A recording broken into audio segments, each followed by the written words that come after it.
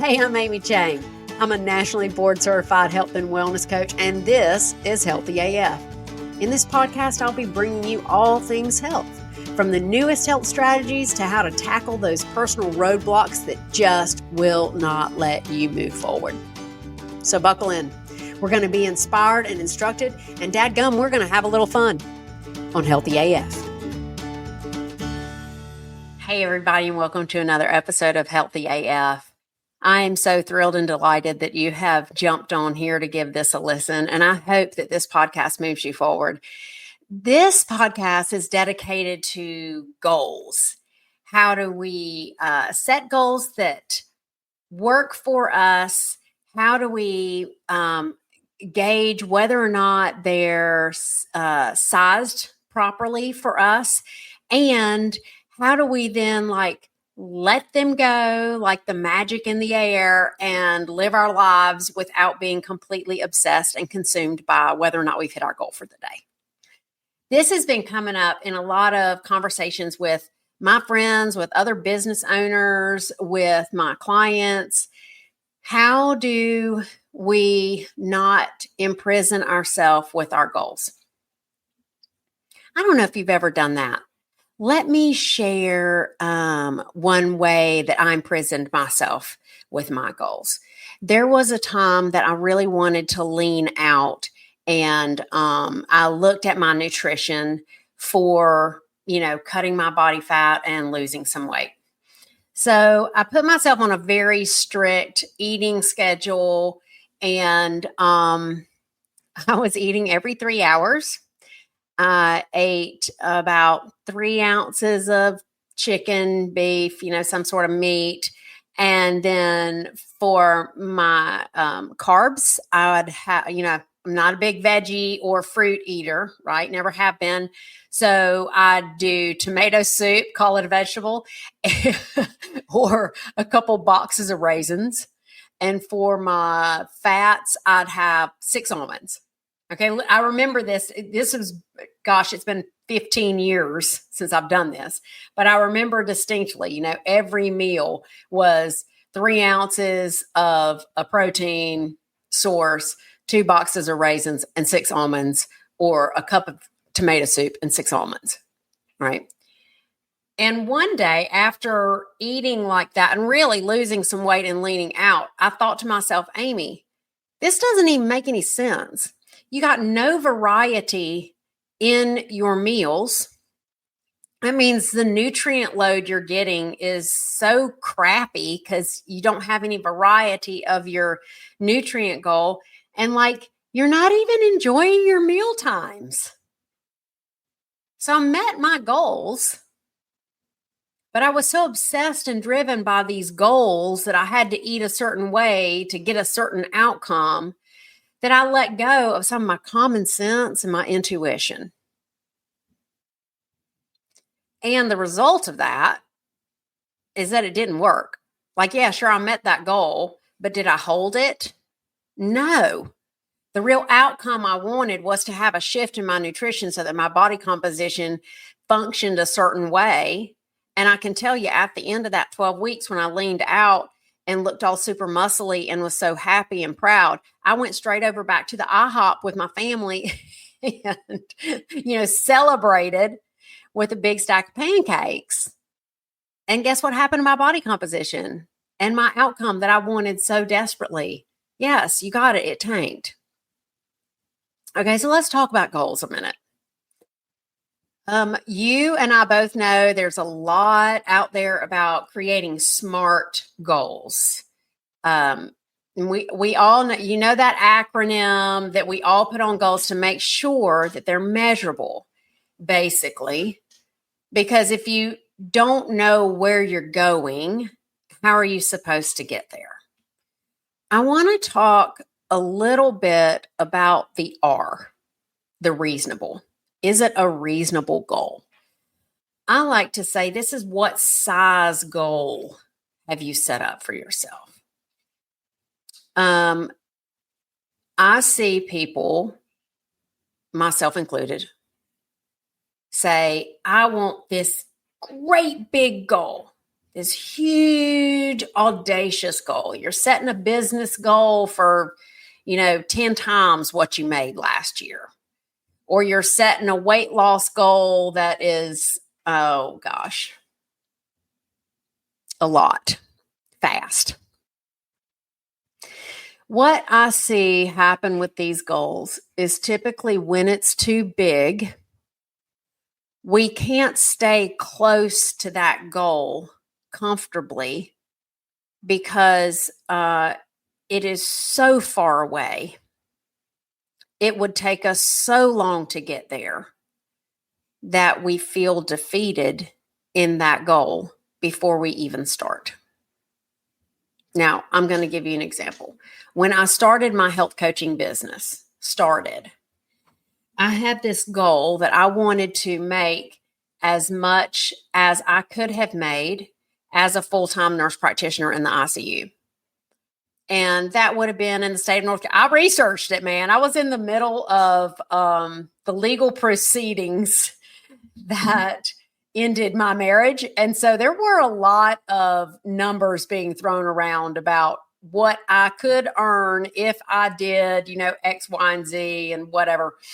And so I knew that in the state of North Carolina, if I worked full time and did pretty well for myself in an ICU as a nurse practitioner, I'd cap out about $115,000. So first goal out of the gate, first year business owner, I'm like, all right, I want to make $115,000. It was an unrealistic goal.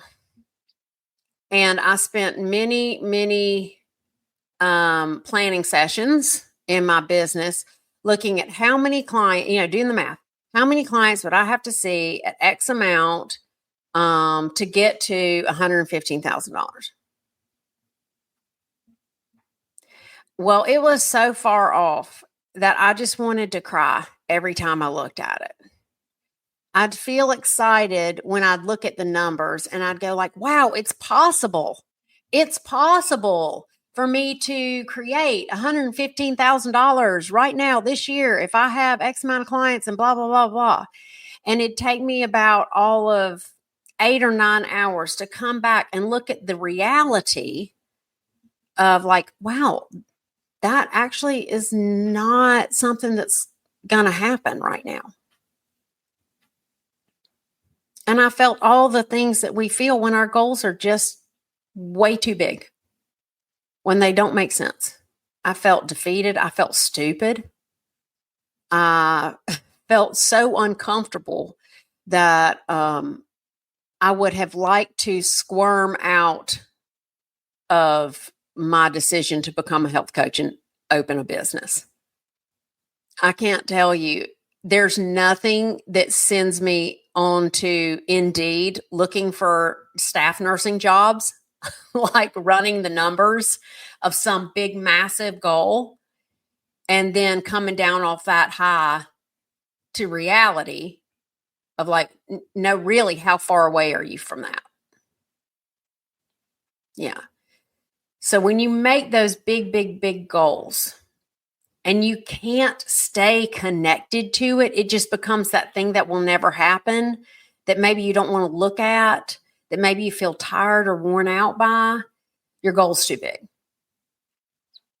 Okay, let's look at the other end. Your goal is too small. A lot of us start new projects that we've already attempted, maybe 11 times, and we are afraid to be disappointed yet again. So we pick these teeny tiny itty bitty goals. And I see this all the time when I coach CrossFit classes. And I say to my athletes, okay, what's your goal for today? And they say, I just want to survive.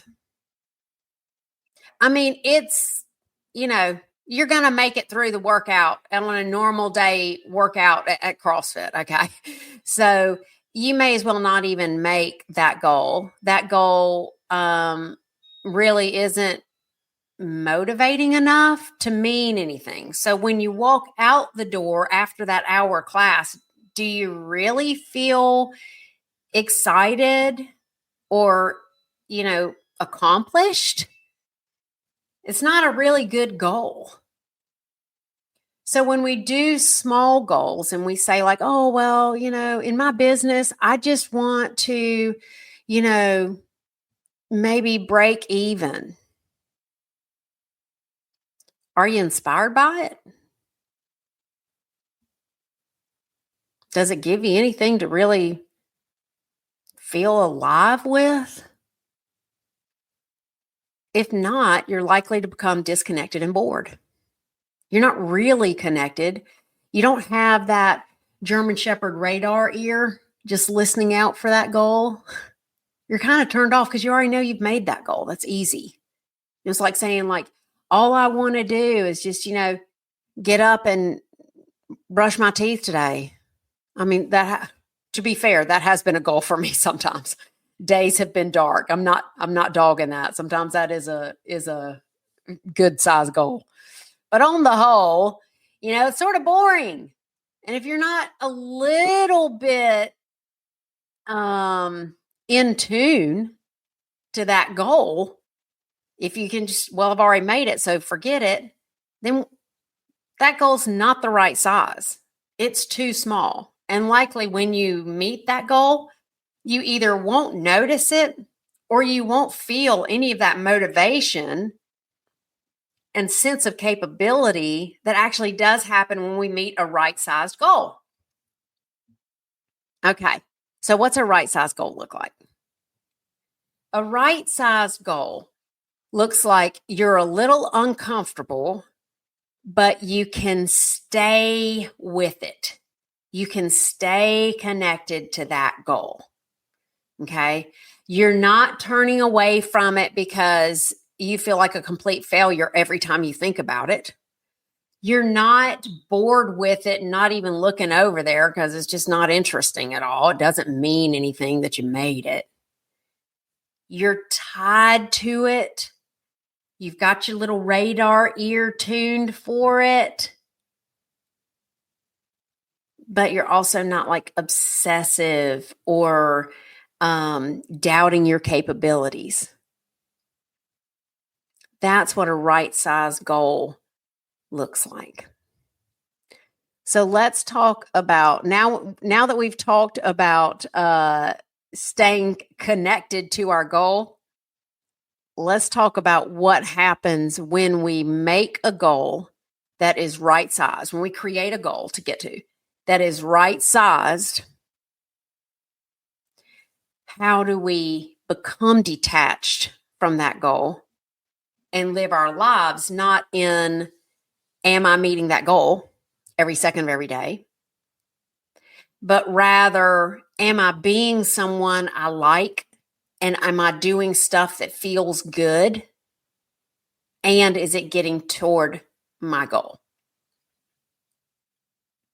So when this business of mine has been such an opportunity for growth, so many learning opportunities being a business owner and having different names and logos and people and just a continued evolution, which I think we all are, as people and as, businesses, we all evolve, I'd hope, shoot.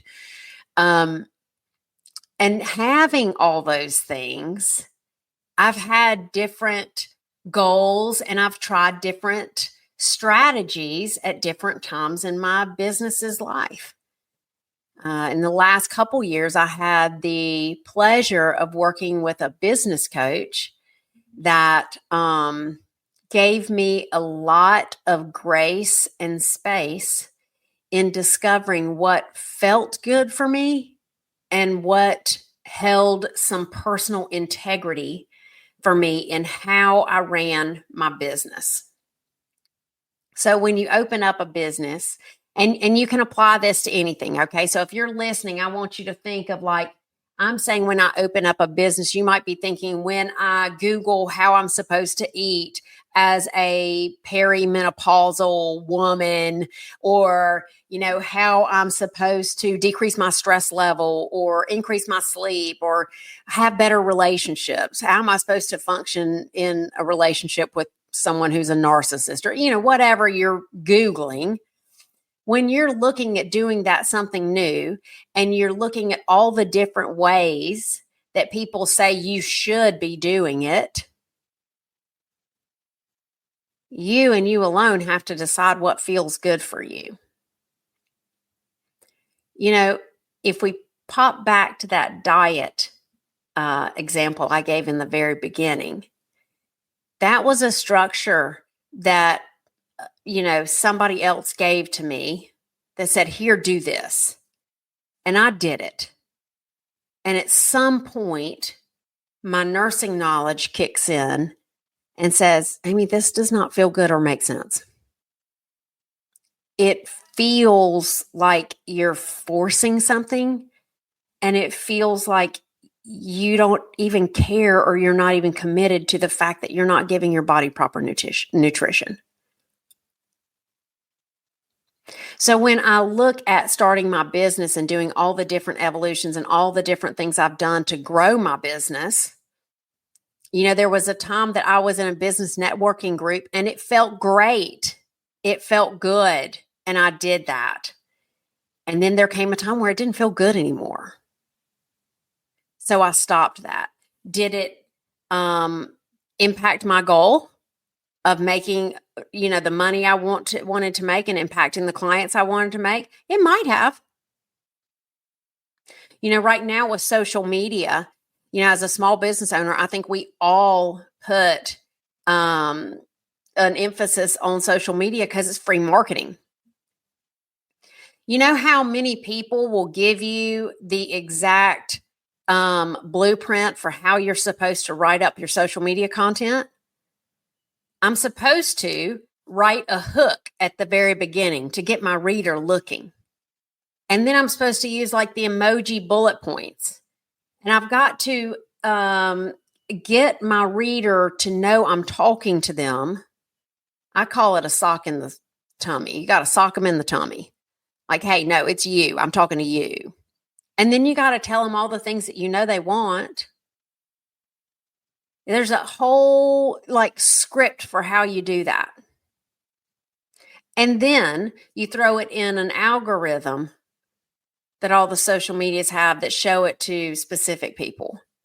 Well, I think if I were selling socks, I think that would sound great.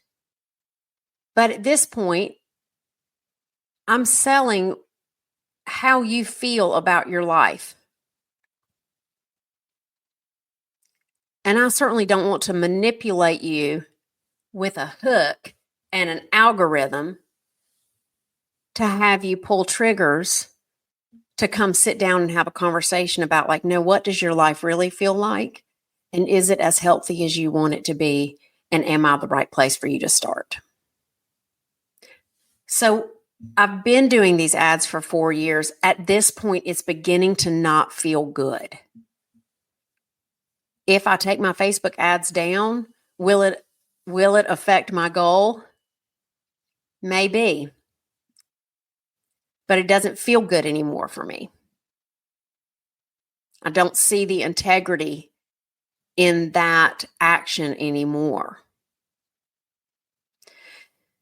So if I were letting my goal be too powerful and be my driver, I would just squash down my feelings, my intuition about algorithms and hooking people, and just say, dude, but you have to make this amount of consults and you have to make this amount of clients because you have to make this goal of money. I'm not doing that. That gets us into some really icky feeling places. I'm listening to that intuition. So I'm detaching from that goal enough that I can realize how I'm feeling, what works for me in this evolution of my business, in this evolution of how I coach. What's the right decision for me to make now? Okay, great. But do I just throw it up like confetti and be like, okay, screw the goal. I'm going to do what feels good? No, I've got to turn back to that goal. I've got to stay connected. My little German Shepherd radar ears got to turn that way and go like, okay, let's check that goal. Because there might be an action over here that I can do that feels more aligned and filled with integrity and closer to my mission of who I want to be and who I want my business to be in the world, that also honors my commitment to that goal. I think this is just such a grown-up perspective because it demands you do both. It demands that you do both, that you have the flexibility to do an action and see, like, does this action feel really good? Okay, great, let's keep it. Is it meeting our goal? If no, okay, we got to tweak it a little bit. If yes, great, let's keep on doing it. And then one day, if that action stops feeling good, okay, let's readjust. I hope that's been clear for y'all. I feel like it's as clear as mud. I'm going to nutshell it. When your goal is the right size for you, it feels inspiring and attainable and a little bit terrifying. Just a little bit uncomfortable. You have to pay attention to it, but you're not afraid of it.